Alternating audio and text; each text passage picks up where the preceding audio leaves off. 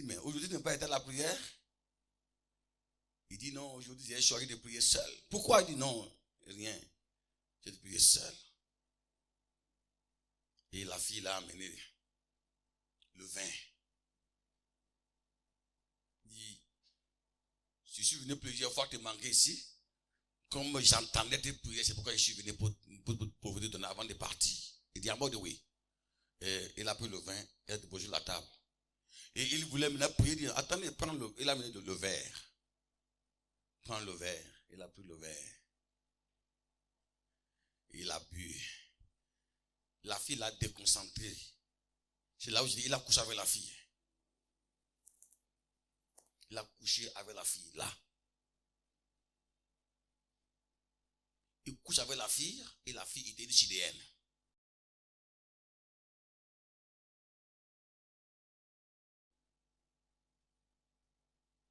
Quand il a fini de ses forfaits, la fille, ils sont sortis, ils sont passés devant l'église. Il a senti la présence de Dieu dans l'église. Il dit à la sœur, je suis tombé. Je ne peux plus continuer avec toi. Et il vient rester au portail. Tout le monde était connecté de la présence de Dieu. Il vient. Il était assis là, derrière. Et il est venu tomber devant. Quand même, il est sauvé. Il pleurait. Il dit, j'ai commis la fornication.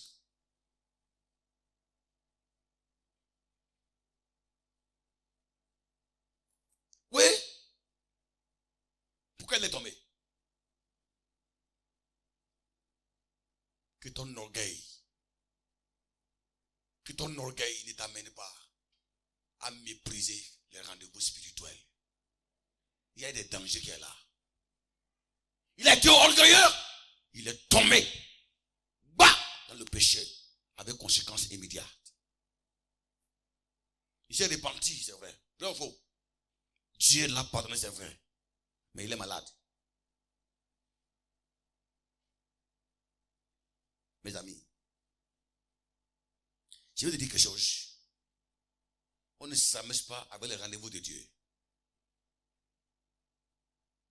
On ne s'amuse pas avec les rendez-vous de Dieu. Ça, c'est un exemple papa que je connais. Moi, j'étais le responsable de l'intercession. Le mardi, on allait à l'intercession, il a dit que, Mathieu, Dieu m'a dit que aujourd'hui, là, on doit prier ensemble chez moi. J'ai dit non. J'ai dit non. Dieu va te dire ça. Il dit pourquoi? Comment? On a rendez-vous, il dit que Dieu a dit de ne pas aller. J'ai dit, je n'irai pas. Moi, je vais à la prière. J'ai dit, mon frère, ça c'est le diable. Hein? C'est le diable qui a dit de ne pas aller. Et non Dieu. J'ai refusé. Je suis parti à l'intercession. Une soeur est allée là-bas. Elle m'a croisé sur la voie. Elle dit, mais, frère Mathieu, je vais à la prière. Il dit, et ton ami là? J'ai dit, bon, il est à la maison. Il dit que lui ne vient pas. Cet ami va venir. Il dit, c'est à quelle heure? J'ai dit, c'est à 19h. Il était dit à 18h40 comme ça. Moi, je ne savais pas qu'il y avait quelque chose. Elle est là-bas. Elle allait coucher avec le monsieur là. On était encore à la prière, mon ami venait avec les larmes, qui gère le pasteur. Et j'ai quoi? Les yeux rouges. Qui vient de commettre l'adultère, la fornication avec la sœur là. Depuis ce jour, mon ami, sa vie a changé. Il a été contrôlé par des démons. À un moment donné, quand il dort, on vient le ramasser, il dort dans la chambre, le lendemain, il se retrouve hors de la clôture, la maison. Il dormait un jour dans la chambre, il se retrouvait sur la tombe comme ça. Le diable cherche des occasions. Il cherche des moments où nous sommes seuls. Quand est-ce que David est tombé? C'est le jour où David a refusé d'aller combattre ensemble avec ses soldats. En disant, le roi doit aller à la guerre. Le roi est un guerrier. Le roi est un guerrier. Il mon cœur. David était un homme spirituel. Mais le jour-là, David refuse d'aller à la guerre. Et la guerre en Israël est le symbole du combat spirituel. C'était une guerre physique, mais prophétique. Spirituelle. C'est le jour-là, David était à la maison, tandis qu'il était au front à la guerre. Il est là.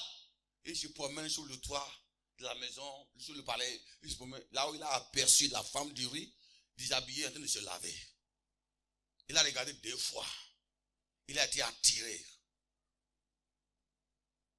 Il envoie un de ses chefs de l'appeler. Il est vu la première fois David va chuter avec la femme de son serviteur.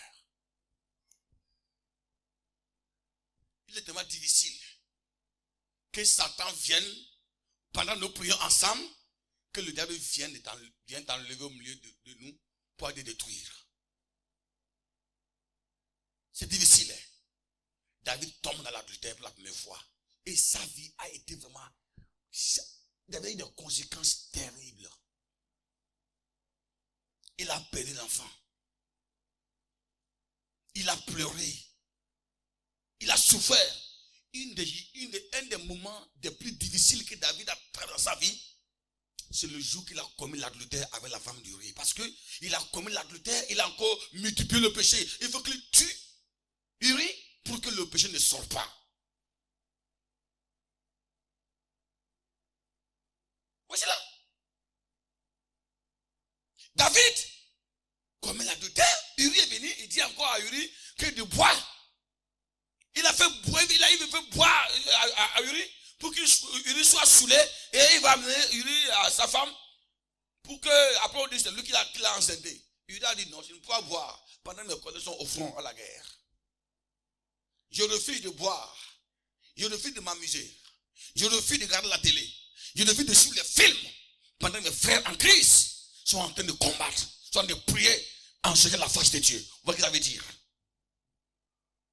David dit à Uri, va à la maison. Ta femme t'attend. Va la voir à la maison. Il veut pousser Uri à aller coucher avec sa femme. Après, pour dire c'est lui. Uri dit non, je ne peux pas passer la nuit avec mon épouse pendant que mes frères sont en guerre. Je n'aime pas les mots pareils. Il faut aller avec sa femme. Oh roi, pardonnez, je ne peux pas le faire car mon âme bat, mon cœur bat pour mes frères qui sont au front, sont à la guerre. Voilà le vrai croyant. Voilà le vrai croyant. Son cœur n'est pas tranquille. Car il n'est pas avec ses frères qui sont au combat spirituel. Son cœur n'est pas libre. Car il n'est pas présent avec ses frères pour la guerre. Quel type d'esprit qui t'anime? Et tu es dans la joie, tu es dans la paix. Quand tu n'es pas en présence de tes frères qui sont en guerre contre l'ennemi commun.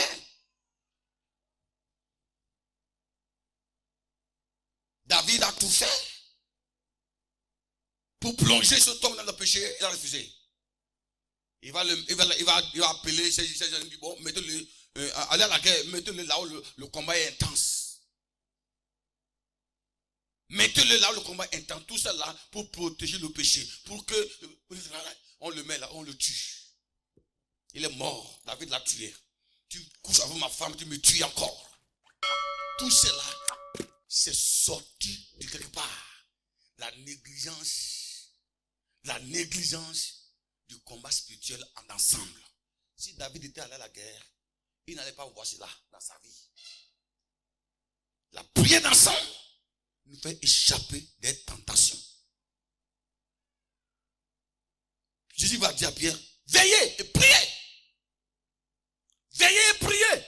Il n'est pas dit veille-toi, prie-toi, veillez et priez. Il s'adressait à ses disciples. Priez ensemble pour ne pas tomber dans les tentations.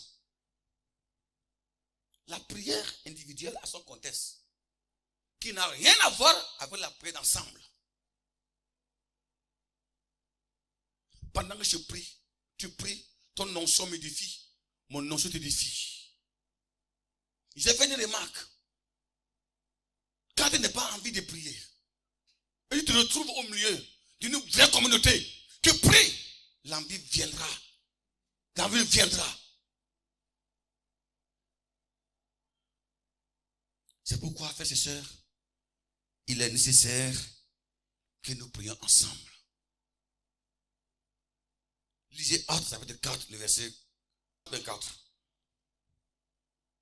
Actes 4. Acte 4, 24. Oui.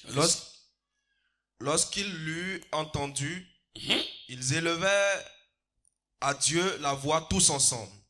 Encore notez, ils s'élevèrent la voix à Dieu tous ensemble. Allez, maintenant, lisez maintenant au verset 29. Verset 29. Oui. Et maintenant, Seigneur, vois leurs menaces. Vois les menaces. Ils avaient une seule requête. Vois les menaces. Allez-y. Et donne à tes serviteurs d'annoncer ta parole avec une pleine assurance. Nous voulons la puissance qui annonce l'évangile avec assurance. Voilà la requête qu'ils ont demandé à l'Éternel. Allez-y. En étendant ta main pour qu'il se fasse des guérisons, des miracles et des prodiges. Troisième requête, nous voulons les miracles. Les guérisons nous accompagnent. C'est ce que nous voulons. Par le nom de ton saint serviteur Jésus. Quand il eut prié. Maintenant, il veut parler des conséquences de la prière. Parce que ici, la prière a été précédée de quoi? La prière a été précédée de la persécution. Ils viennent de quitter la persécution, des menaces qui ont été assommés, frappés. Ils se sentaient tellement affaiblis, fatigués. Et ils ont vu que quelque chose a diminué en eux. Ils n'avaient plus la même force. Pierre finissait d'opérer des miracles. Il finissait de guérir un paralytique. Il finissait d'opérer des miracles. Il finissait de libérer les captifs. Il finissait d'avoir reçu leur coup. Pierre, ce jour-là a été un jour fatigant. Un jour fatigant. Ce jour-là, ils ont été traités durs à la justice. Les mots durs. Ils les ont menottés dans les chaînes et on les livra en prison. Après ces événements, ils ont été menacés de mort. N'eût-il la présence de Gamaliel. Ce jour-là, les gens, les pierres allaient être exécutés. Après ces menaces, ils se sentaient fatigués. Le peuple était dur. Le combat était très dur. L'ennemi s'était arraché contre eux pour arrêter l'évangile. C'est après ces événements-là, ils ont dit, frère, le dimanche, je suis fatigué. Frère, ce qu'on va faire, il faut qu'on se retrouve ensemble. Ce jour-là, il n'y a pas à faire des prières individuelles. Venons ensemble. Levons nos voix ensemble, comme le maître nous l'avait dit. Il avait dit, là où deux ou trois sont unis à mon nom, je suis au milieu d'eux. Il est temps qu'on respecte. Il est temps qu'on expérimente ce que le maître avait dit. Le jour de la Pentecôte, quand on a prié ensemble, le Saint-Esprit est descendu. Voilà, aujourd'hui encore, nous sommes persécutés. Je crois, je suis sincère, que si nous prions ensemble, ce qui s'est passé, le jour de la Pentecôte va se produire. Frères, prions ensemble. Tous d'un commun accord, ils levaient la voix vers le Seigneur. Ensemble, la voix du Seigneur. Le faible et le plus fort ensemble. Le plus faible ensemble. Ensemble. Tous les mains ensemble pour le Seigneur. Viens. Viens, Jésus. Pendant qu'il est prière, qu'est-ce qui va se passer? Écoute la suite, les conséquences de les prières. Quand il eut prié, allez-y. Le lieu où ils étaient assemblés trembla. Le tremblement de terre. Ils furent tous remplis du Saint-Esprit. Et ils annonçaient la parole de Dieu avec assurance. Ils ont reçu ce qu'ils ont donné. Ça veut dire quoi? Ici, quand on parle de terre, c'est pas, il parle de renouvellement. Ils ont été renouvelés en onction. C'est la prière d'ensemble, ça. C'est le diable ne désire jamais que les chrétiens se retrouvent ensemble pour prier.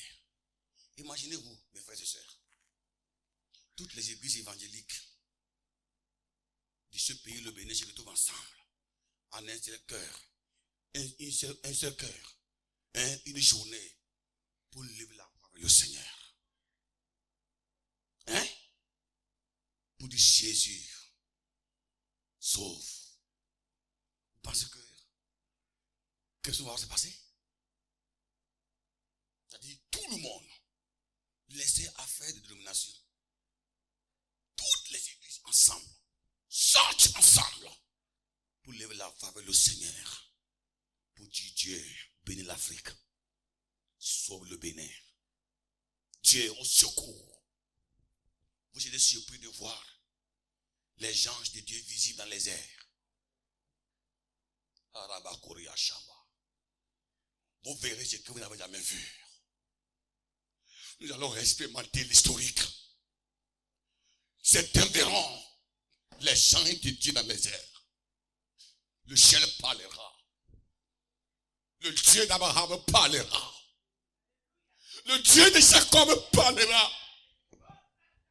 Le Dieu de Moïse parlera. Le ciel est silencieux. Le ciel est silencieux. Nous vivons à une époque, c'est comme Dieu ne parle pas. Parce que le corps de Christ est divisé. Le corps de Christ est divisé.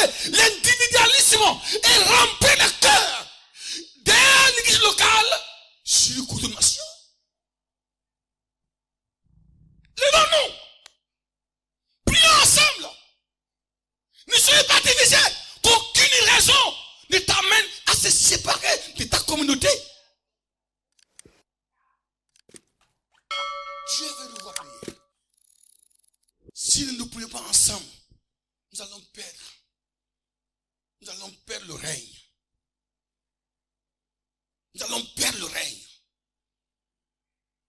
Nous serons gouvernés par des ténèbres, par des puissances infernales. Oui, même des églises risquent d'être fermées. Quand on n'est pas unis, on est faible. On est faible. C'est le plan de diable vrai. Un vrai plan de diable. Quand j'entends les chrétiens dire, je n'ai pas besoin d'aller à l'église pour prier, même dans ma maison. Je n'ai pas besoin d'aller à l'église pour prier, même chez moi, Dieu écoute ma voix. Et dit que même que certains vont jusqu'à dire, ma maison vaut mieux qu'à l'église. Des hypocrites là-bas comme ça là. Toi-même tu es hypocrite. Viens prier pour eux, non? Attention. Nous voulons que Dieu se manifeste. Regardez ce qui s'est passé. La terre trembla. Vous pensez que si on toutes les églises, on prie ensemble. Vous allez entendre demain. Si on prie ensemble, allez entendre. Certains vont témoigner pour dire, mais hier, quelqu'un peut dire, mais en Atingo, qu'est-ce qui s'est passé? Qu'est-ce qui s'est passé? La prière de l'église peut faire secouer le pays. Ça peut faire secouer le pays. La prière de Paul et Silas a secoué toute la Philippine. La Philippine a connu un clamant de terre à cause de la prière de Paul et Silas. Pour la première fois dans l'histoire,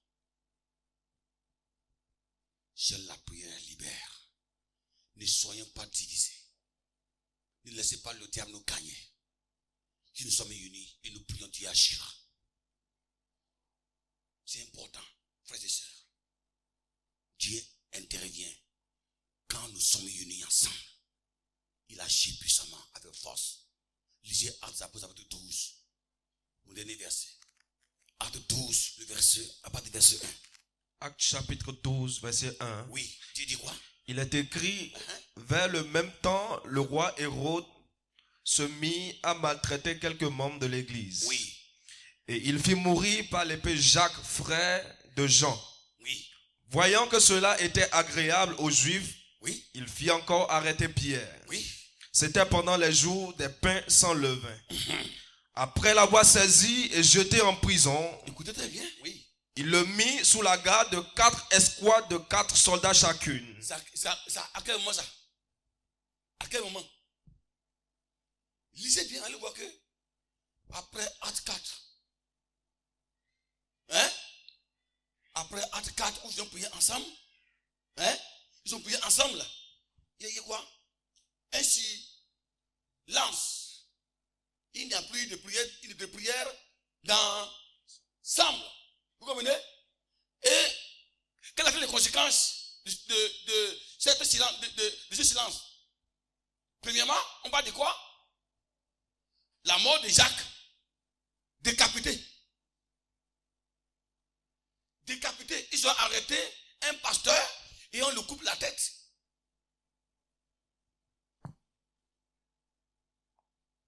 On lui coupe la tête. Et pendant le même silence, ils ont arrêté Pierre, le deuxième pasteur apôtre. Et on le lit pour que le lendemain, après la Pâque, qu'on lui coupe la tête aussi. Mais il avait dit quoi? Quelqu'un a dit certainement, mais quand on avait prié le jour là, à Jérusalem là, la terre a tremblé, non? Ou bien, si on prie ensemble là, est-ce que Dieu peut faire quelque chose? Il faut que tu aies un lieu pour prier ensemble. Être ensemble là, c'est biblique. C'est biblique. C'est nécessaire. Chez la maman de Jean-Marc, une femme spirituelle, une femme intercesseuse, elle va dire, mes frères, j'ai une maison. Venez. Convoquons tous les disciples. Veillons. Prions. Ensemble, ils ont veillé. Ensemble, ils ont veillé. Et non chacun individuellement. Ensemble, ils ont veillé. La Bible dit quoi? Les conséquences pendant que les prières. La Bible déclare, Dis la suite. il dit ceci, Pierre donc était gardé dans la prison et l'église ne cessait d'adresser pour lui des prières à Dieu. Vous voyez, l'église ne cessait d'adresser la prière. Où? Ensemble, ils priaient pour lui. Il y a des gens qui ne peuvent pas être sauvés si vous ne priez pas pour eux. Ça vous mentirait? Il y a des gens là, si vous ne priez pas pour eux, ils vont mourir du jour au lendemain. Sans vous mentir. Mais même ce soir, pendant que nous sommes ici là, il y a des gens sur lesquels si on ne prie pas, vont mourir. Peut-être que vous ne connaissez pas, parce que Dieu nous délivre tellement que, Dieu nous sauve tellement que, il nous délivre tellement que, et on pense que, c'est pas la prière qu'il fait. Parce que quand le miracle est toujours régulier, bon, on dit, bon, si c'est même c'est miracle. Ouais, nous sommes tellement gâtés. Nous sommes tellement gâtés que Dieu sauve, Dieu prévient, Dieu nous délivre en toutes choses. Même quand il y a miracle là, on passe pas miracle. On pas miracle quoi. C'est comme un enfant qui est habitué de manger la viande de coq. Mon père dit bien. C'est ça. C'est ce qui se passe. L'église ne cessait de prier pour lui. Prier pour qui? Celui qui avait prié, la terre a tremblé. Vous comprenez? Celui qui avait prié, la terre a tremblé. Celui qui le Satan avait menacé de mort. Pierre. Et la Bible dit quoi? La Bible déclare, la nuit qui précéda le jour où Hérode allait le faire comparaître, la nuit avant sa mort, quelques heures avant sa mort, Pierre, lié de 2 chaînes, dormait entre 2 soldats. Oui. Et des sentinelles devant la porte gardaient la prison. Ça veut dire qu'il n'y avait plus d'espoir. Ça veut dire qu'il Luc a décrit le cogne de Pierre pour dire qu'il n'y avait plus d'espoir. Tout était déjà prêt. Quelqu'un qui était gardé, il n'a plus d'espoir. Quelques heures seulement, sa tête lui s'est enlevée. Et voici, un ange du Seigneur survint. Et une lumière brilla dans la prison. Un ange du Seigneur survint. La lumière brille dans la prison. C'est quoi? C'est l'effet de la prière. Waouh! Dieu ne ment pas. Il vient d'où? L'ange là. Il a été envoyé par Jésus. Jésus avait promis à ses disciples, si vous priez ensemble, je suis au milieu de vous. Cet ange est descendu pour montrer que Dieu est présent. Il est venu, il a fait quoi? L'ange réveilla Pierre en le frappant au côté et en disant, lève-toi promptement. Lève-toi promptement. Les chaînes tombaient de ses mains. Les chaînes qui tombent là, ces chaînes tombaient, les chaînes qui tombaient là, c'était exactement ce que les disciples ont demandé à prier ensemble. Seigneur, sauve Pierre, brise les chaînes, brise les chaînes, brise les chaînes. Et au même moment, pendant qu'il dit, Seigneur, brise les chaînes de Pierre, libère-le, l'ange est venu pour accomplir exactement ce que j'étais en train de dire. chaînes tombèrent. Allez-y. Et l'ange lui dit, Là, il nous dit, mets ta ceinture et tes sandales. prends tes ceintures et tes sandales. Et il fit ainsi. Il fit ainsi. L'ange lui dit encore, Oui. enveloppe-toi de ton manteau et suis-moi. Suis-moi. Pierre sortit et le suivit. Il priait en disant, Seigneur, fais sortir Pierre. Fais sortir Pierre. Fais sortir Pierre. Alléluia. Et l'ange dit, suis-moi, sors. Tout ce que nous demandons à Dieu, dans sa volonté, Dieu agit complètement, normalement, selon les mouvements de nos prières. Amen. Comment tous ensemble, 1000 personnes, 500 personnes, 200 personnes vont dire à Dieu, fais sortir Daniel, fais sortir Jean, et Dieu va se taire. Ça veut dire quoi? Nous avons le même intérêt, même vision, même objectif. Quand nos objectifs sont communs, dans la prière, Dieu ne fait qu'agir. La prière d'ensemble, c'est elle qui apporte la délivrance. C'est elle qui apporte la victoire. C'est elle qui annule les projets de Satan. Le projet de Satan sur la vie de Pierre a été annulé. Pierre est sorti. Il fut délivré. Et une des preuves qui montre que c'est la prière qui a libéré Pierre. Quand Pierre est sorti, il est allé au lieu où les gens priaient pour lui. Il est allé là, il tape la porte. Il tape la porte. Et une fille appelée le roi, il sort, il ouvre la porte. Il dit, ah, c'est Pierre. C'est Pierre.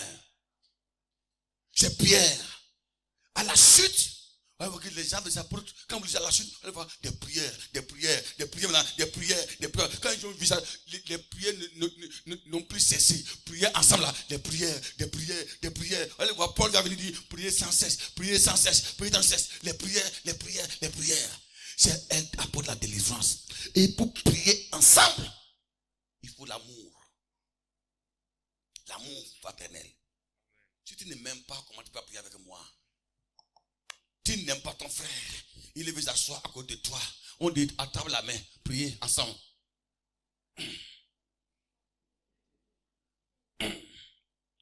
Tu veux que Antoine meure, on dit prier pour que Antoine ait la vie. Vous voyez, ça ne sert à rien de se trouver ensemble sans avoir l'amour. Hein? L'amour est une bombe.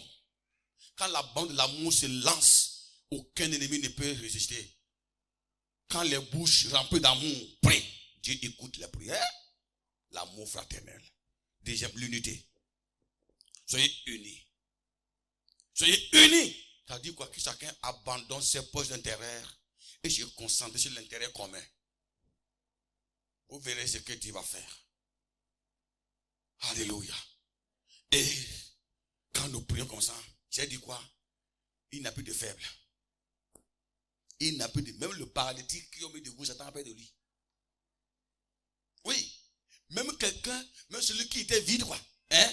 Qui était faible là, quand il est au milieu des forts, Satan a peur de lui. Ce soir, Dieu veut que nous prions ensemble. Amen. C'est sa volonté qu'on prie ensemble. Apprenons à prier ensemble. Ne manquez jamais de rendez-vous de prière. Ne manquez jamais. C'est des meilleurs moments d'expérimenter la gloire de Dieu. Alléluia. Alléluia. Veux-tu avoir la gloire de Dieu dans ta vie? Alléluia. Oh Seigneur, merci Jésus.